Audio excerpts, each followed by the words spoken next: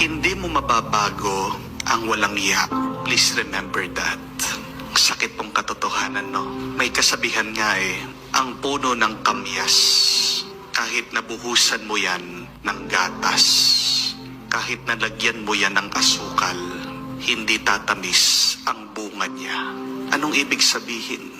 Ang isang masamang tao, hindi magbabago. Kahit nasabihan mo paulit-ulit, kahit naturuan mo paulit-ulit, kahit na pangaralan mo ng mga magagandang bagay, mabubuting bagay, kung ayaw ng taong masama, kung walang hiya na siya, wala ka nang magagawa.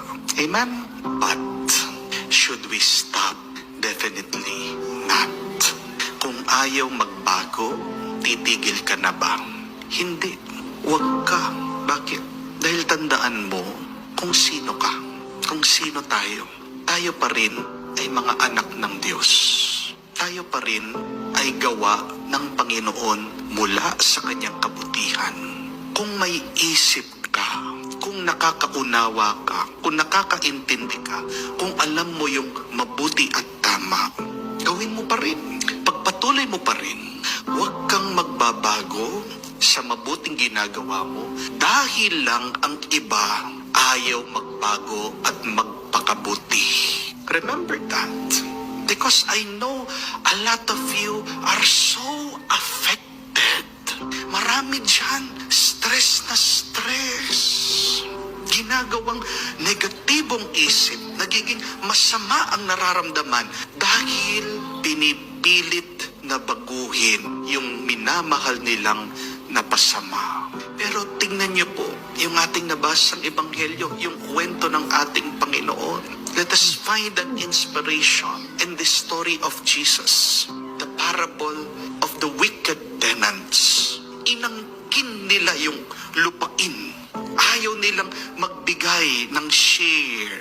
Nagpapadala ng mga tauhan. Yung may-ari, pero ginawa nila, pinagbubugbog, pinatay yung iba, mismong anak ng may-ari, pinaslang, itinapon dun sa labas ng lupain na parang aso lang. But see how God continue time and time again to reach out to these people. Doon lang nga dapat sa una, magalit na yung may-ari. Dapat doon sa pangalawa, naghiganti na yung may-ari. Pero hindi ginawa ng may-ari na siya'y maghiganti. Hindi ginawa ng may-ari na ibalik niya yung kasamaan na ginagawa nila. He gave them multiple chances. I know it is very hard to forgive again and again. I know it is so difficult to give a lot of chances. It hurts us.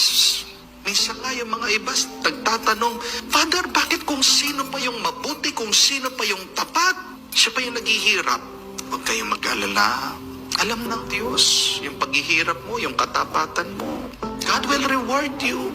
Wala namang gumagawa na masama, na walang kapalit na masama. Wala namang gumagawang masama, na nagdiriwang buong buhay nila. May kapalit din ang kasamaan na ginagawa nila. But please, try to be more patient. Do not say, it's impossible. But believe, it is always possible through God's grace. Hindi naman ikaw ang makakapagbago sa iba. Tandaan mo, Diyos lang. Kung gagamitin ka ng Diyos para makapagbago ang iba, salamat. Pero kung ginawa mo na yung makakaya mo, nag-effort ka na, nagsakripisyo ka na, wala pa rin, paubaya mo sa Diyos, maniwala ka, may ginagawa ang Diyos. With God, it is always possible. Tingnan nyo nga, kahit naman po yung mga santo ngayon na tinitingalaan natin, pinaparangalan natin, sino ba yung mga banal na yan? Dati silang mga makasalanan. Kinamumuhian pa nga ang iba, kamukha ni San Pablo.